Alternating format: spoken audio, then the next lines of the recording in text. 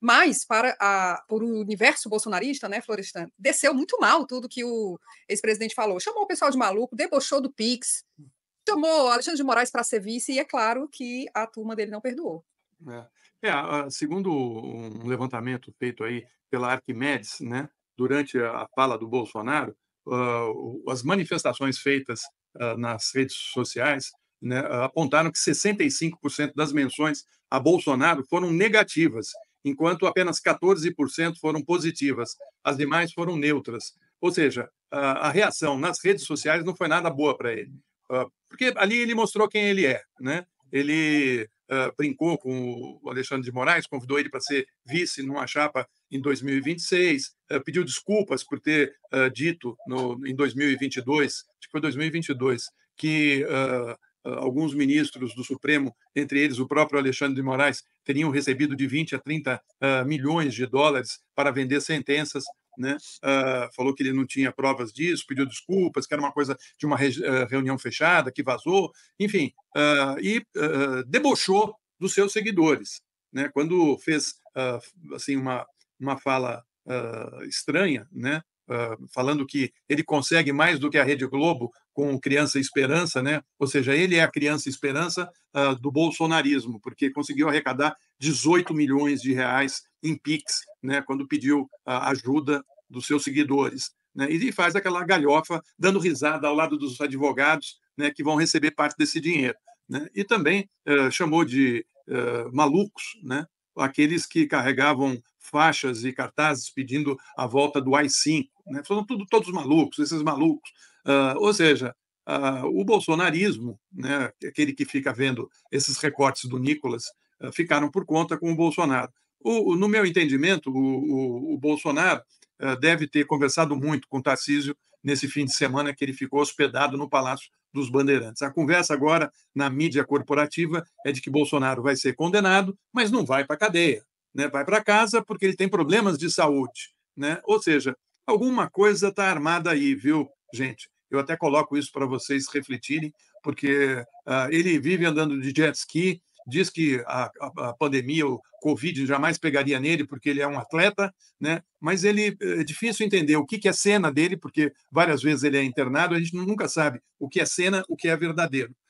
Acho que seria estranho se ele, de cara, fosse cumprir a sua condenação na sua residência andando de jet ski.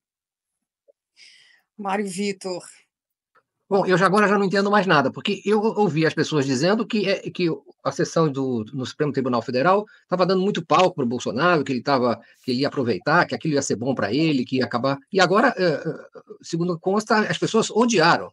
Então, eu acho que devia dar mais tempo de televisão para o Bolsonaro. Quanto mais ele fala, mais ele exala aquele odor desagradável e mais ele se desgasta, né? Então, e eu tenho essa impressão mesmo. Se bem que eu não sei exatamente quem é que estava acompanhando. Eu creio que o gado estava todo acompanhando também. Então, se o gado está assim, também não poderia ser de outro jeito, né? Aquilo foi um desastre midiático inédito, porque essa história de afinal de contas, a moça do batom, como é que é o nome dela? Débora?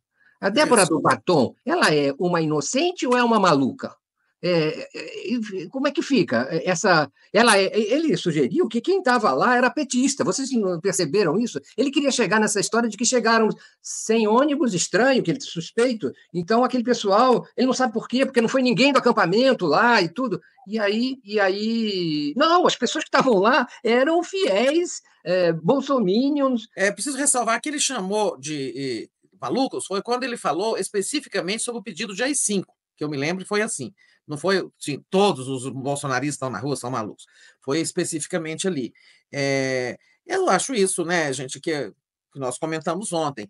Eles todos, combinados ou não, com algumas variações formais de linguagem e tal, o que é que eles fizeram? Eles tentaram convencer de que, olha, nós fizemos tudo aquilo que vocês viram, mas não era nada daquilo que vocês estão pensando, né? Não era golpe. Realmente, teve ali uma minuta não, considerandos, mas não era nada disso, isso não era uma minuta de golpe. Ah, sim, cogitações sobre estado de sítio, estado de defesa, mas eu não convoquei os conselhos da República de Defesa, eu não assinei nada, e depois se viu que não era bem aquilo.